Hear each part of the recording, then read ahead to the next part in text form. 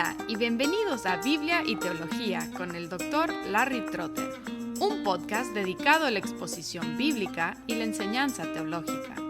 Larry es pastor de la iglesia Florida Coast en Pompano Beach, Florida, y profesor adjunto del Seminario Teológico Knox en Fort Lauderdale, Florida. Esperamos que disfruten el programa.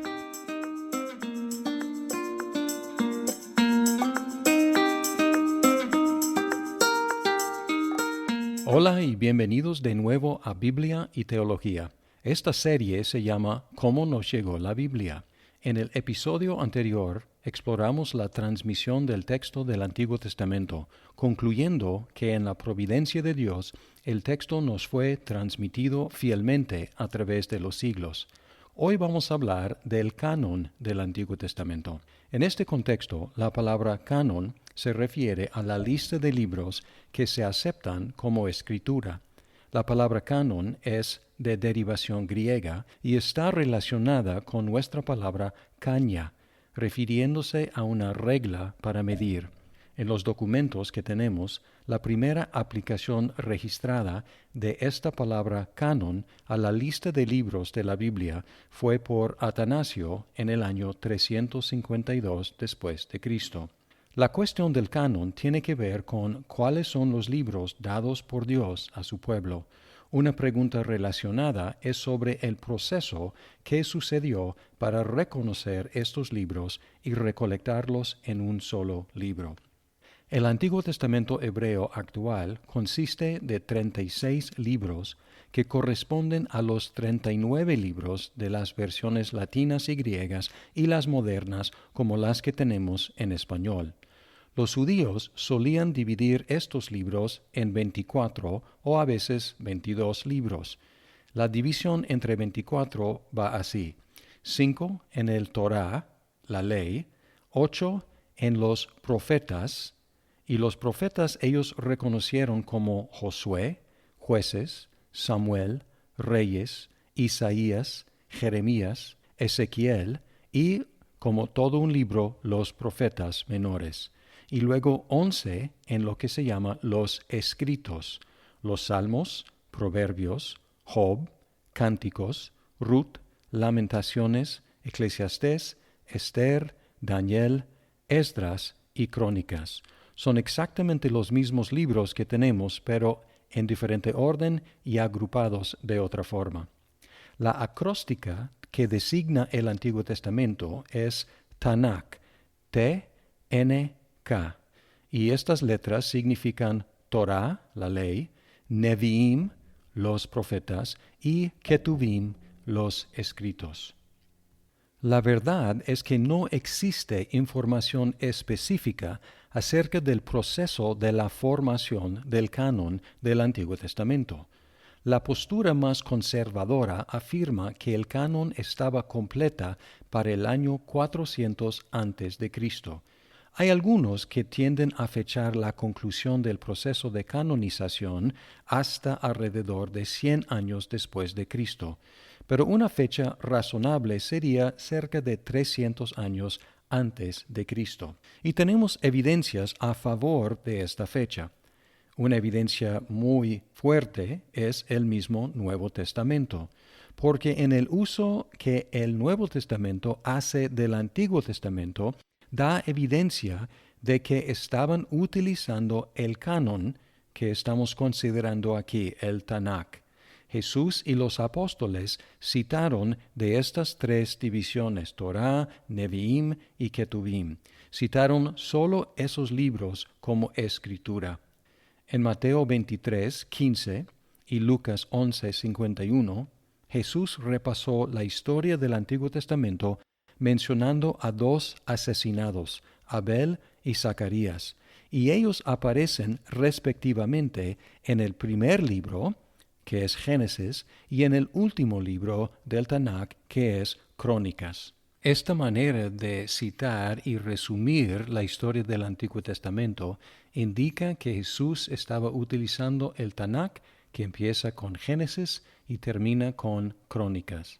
Josefo, que vivió durante la época apostólica, fue un historiador judío y él enumeró 22 libros, hablando de 5 libros de Moisés, 13 libros de los profetas y 4 libros de himnos y de preceptos. Filón, quien fue un filósofo judío, mencionó también el canon tripartito en 40 después de Cristo. Y en el año más o menos 100 después de Cristo, un escrito llamado Segundo de Esdras menciona los 24 libros como grupo. Todas estas evidencias vienen del primer siglo después de Cristo e indican que en ese siglo ya estaba en uso lo que llamamos el Antiguo Testamento en la forma y la organización del Tanakh, la ley, los profetas y los escritos. Pero tenemos evidencia aún más antigua. Por ejemplo, tenemos un libro llamado Eclesiásticas, y ese libro tiene un prólogo, y la fecha de ese libro es más o menos 130 años antes de Cristo. Y en ese prólogo se mencionan la ley, los profetas y otros que los siguieron. Y el autor del prólogo dijo que su abuelo, que habría vivido como 190 años antes de Cristo, había estudiado la ley, los profetas y los otros libros de los padres, representando la división entre 3, ley, profetas y escritos. También hay un comentario en el tratado Baba Batra en el 2 siglo antes de Cristo, que da una lista completa de los libros de los profetas y los escritos, y también identifica los autores de los libros. Así que hay evidencia en los siglos antes de Cristo del uso de lo que estamos llamando el Tanakh, el Antiguo Testamento en el orden de ley, profetas y escritos. Algunos enfatizan la importancia del así llamado Concilio de Jamnia e identifican la terminación del canon con este supuesto concilio alrededor de 100 años después de Cristo.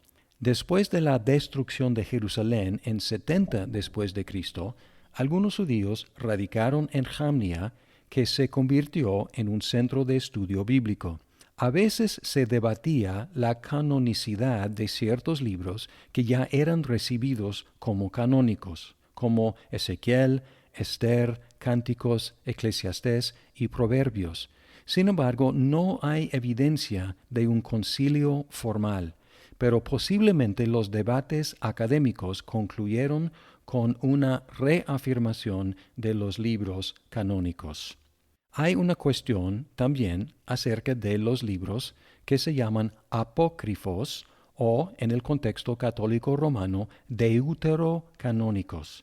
Hay 15 libros o porciones de libros en griego frecuentemente llamados apócrifos, y en el Concilio de Trento, en 1546, la Iglesia Católica Romana reconoció 12 de ellos como parte del Antiguo Testamento.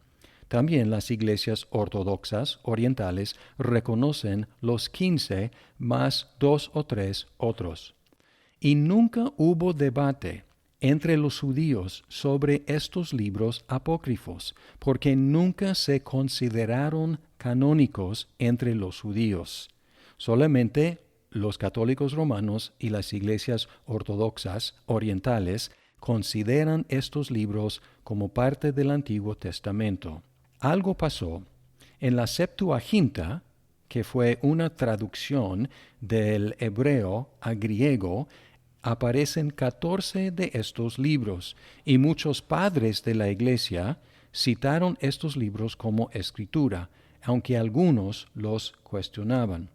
Y luego, el Papa Damasco comisionó a Jerónimo a preparar una versión de la Biblia en latín, y estamos hablando de más o menos 400 después de Cristo. Jerónimo siguió el canon judío, pero incluyó en una sección aparte los libros apócrifos, explicando en su prefacio la diferencia entre los libros canónicos y los libros apócrifos. Sin embargo, los escribas que copiaban esta traducción en latín, que se llama la Vulgata, no siempre copiaban el prefacio, y por lo tanto muchos al recibir las copias asumían que estos libros apócrifos eran parte del Antiguo Testamento. Además, las iglesias romanas y ortodoxas empezaron a basar algunas de sus creencias y prácticas en estos libros apócrifos, por ejemplo, el purgatorio y la oración a favor de los muertos. Sin embargo, se identificaron como parte del canon por error, por no hacer caso o no saber del prefacio de Jerónimo que explicó claramente la diferencia entre el canon y estos libros no canónicos. Por eso su inclusión no se justifica. Podemos hacer algunas conclusiones generales sobre el proceso de canonización. Aunque no tenemos mucha información acerca del proceso, podemos decir que desde el principio el pueblo de Dios recibió las palabras de Dios como normativas y por lo menos en algunos casos las escribió para ser leídas y obedecidas. Pueden leer, por ejemplo, Éxodo 24:4, Deuteronomio 31, 9 al 11, y Deuteronomio 17, 18 al 20. También la ley de Dios escrita se consideraba la norma divina a través de toda la historia de Israel, aunque por supuesto había mucha desobediencia en la práctica. Podemos ver Primero de Reyes 2, 1 al 3, Segundo de Reyes 14, 6, capítulo 24, 2 y 3, y Nehemías 8, 1 al 10, para ver evidencia de que se suponía que la ley de Dios escrita era la norma para Israel.